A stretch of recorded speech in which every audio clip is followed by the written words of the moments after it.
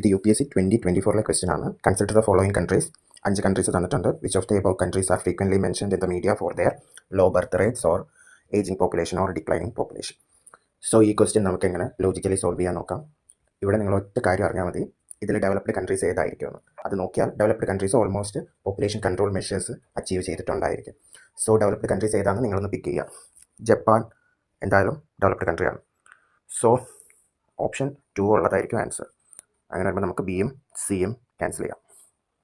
വേറെ ഏത് ഡെവലപ്ഡ് കൺട്രിയാണ് നിങ്ങൾക്ക് അറിയാവുന്നത്? ഇറ്റലി ഒരു ഡെവലപ്ഡ് കൺട്രി അല്ലേ? യൂറോപ്യൻ കൺട്രിയാണ്. ഇറ്റലി ഡെവലപ്ഡ് ആണ്. സോ ഇറ്റലിയും ജപ്പാനും ഉള്ള ഒറ്റ ഓപ്ഷനേ ഉള്ളൂ, option A. So answer is A. ഇനി ഇവിടെ നിങ്ങൾ അറിഞ്ഞിരിക്കേണ്ട 1-2 കാര്യങ്ങളുണ്ട്.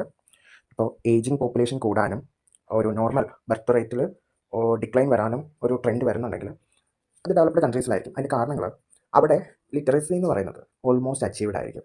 അപ്പോൾ വിമൻസ് ഒക്കെ ലിറ്ററേറ്റ് ആണ്. അവർക്ക് എന്ത് ചെയ്യാൻ പറ്റും? ലേബർ ഫോഴ്സിൽ അവർക്ക് പാർട്ടിസിപ്പേറ്റ് ചെയ്യാൻ പറ്റും. അവർക്ക് ധാരാളം ജോബ് ഓപ്പർച്യൂണിറ്റീസ് ഉണ്ട്. ജോബ് ഓപ്പർച്യൂണിറ്റീസ് ഉണ്ടാകുമ്പോൾ തന്നെ എന്താ, അവർക്ക് ഏണിങ്സ് ഉണ്ട്. അങ്ങനെ വന്നു കഴിയുമ്പോൾ എന്താ സംഭവിക്കുക? അവരുടെ കാര്യങ്ങളിൽ അവർക്ക് തന്നെ തീരുമാനം എടുക്കാൻ പറ്റും.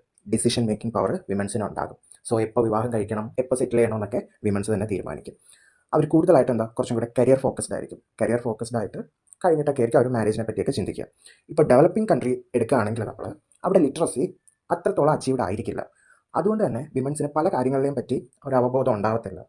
ആ ഡിസിഷൻ മേക്കിംഗ് അവർക്ക് ഉണ്ടാവില്ല. അപ്പോൾ എന്താ സംഭവിക്കുക? വളരെ നേരത്തെ തന്നെ അവർ വിവാഹം ചെയ്ത് വിടും. ഇതൊരു ട്രെൻഡാണ്. പിന്നെയെന്ന് വെച്ചാൽ ഇപ്പോൾ ഒരു ഫെർട്ടിലിറ്റി പീരീഡ് നമ്മൾ എടുക്കുകയാണെങ്കിൽ ഒരു 15 to 45 വരെ ആയിരിക്കും ഒരു നോർമലി നമ്മൾ ആവറേജ് ആയിട്ട് ഒരു ഫെർട്ടിലിറ്റി പീരീഡായിട്ട് പറയാം. ഇതിൽ തന്നെ ഏർലി 20s ഈ സമയമൊക്കെ ഒരു പീക്ക് ഫെർട്ടിലിറ്റി പീരീഡ് ആയിരിക്കും.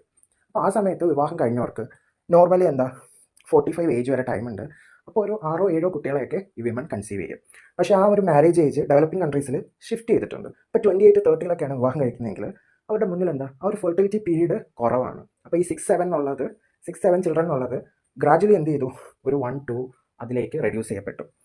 അതുമാത്രമല്ല, നേരത്തെ ഞാൻ സൂചിപ്പിച്ച പോലെ ഈ പീക്ക് ഫെർട്ടിലിറ്റി പീരീഡ് കഴിഞ്ഞിട്ടല്ലേ അവിടെയൊക്കെ മാരേജ് നടക്കുന്നത്. അപ്പോൾ ഇതും വൺ ഓഫ് ദ റീസൺ ആണ്. പിന്നെ ഏജിങ് പോപ്പുലേഷൻ കൂടാനുള്ള കാരണം, ഇപ്പോൾ ലിറ്ററസിക്കൊക്കെ ഇമ്പോർട്ടൻസ് കൊടുക്കുന്ന പോലെ തന്നെ ഡെവലപ്ഡ് നേഷൻസ് സോഷ്യൽ ഇൻഫ്രാസ്ട്രക്ചേഴ്സിനും നല്ല ഇമ്പോർട്ടൻസ് കൊടുത്തിട്ടുണ്ട്. അപ്പോൾ എഡ്യൂക്കേഷൻ, അതുപോലെ ഹെൽത്ത്, ഇതിനൊക്കെ ഇമ്പോർട്ടൻസ് കൊടുക്കുമ്പോൾ എന്താ, ഇപ്പോൾ ഹെൽത്തിൽ മോസ്റ്റ് അഡ്വാൻസ്ഡ് ടെക്നോളജീസ് ഒക്കെ അവരുടെ കയ്യിലുണ്ടായിരിക്കും. അതുകൊണ്ട് തന്നെ ഗ്രാജുവലി എന്ത് ചെയ്യും, അവിടുത്തെ പോപ്പുലേഷൻ്റെ ലൈഫ് എക്സ്പെക്റ്റൻസി റേറ്റും കൂടും. ഇതൊക്കെയാണ് റീസൺസ്.